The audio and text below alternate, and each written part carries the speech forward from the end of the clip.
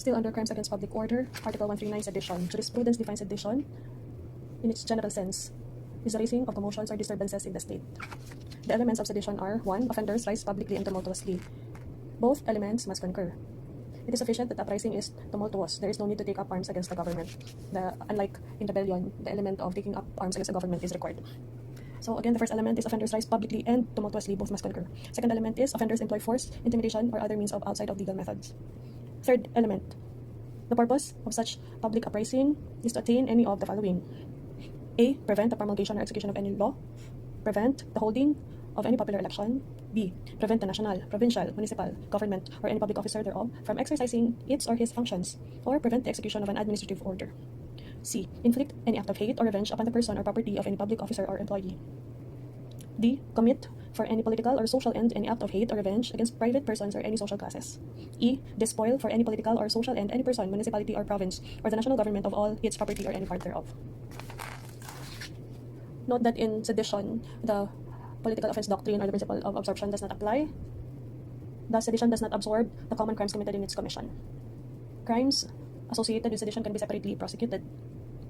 In Article 141, the conspiracy to commit sedition is provided. The elements are: 1. Two or more persons come to an agreement to rise publicly and tumultuously to attain any of the objects of sedition. 2. They decide to commit it. Note that only conspiracy is punished, so there is no felony for proposal to commit sedition.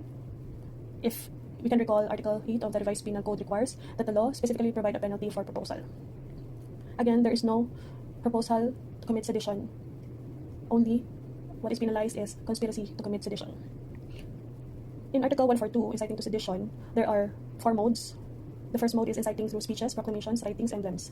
The elements are: 1. The offender does not take direct part in the crime of sedition, and 2. Offender incites others to the accomplishment of any of the acts which constitute sedition. 3. The inciting is done by means of speeches, proclamations, writings, emblems, cartoons, banners, and other representations tending towards the same end.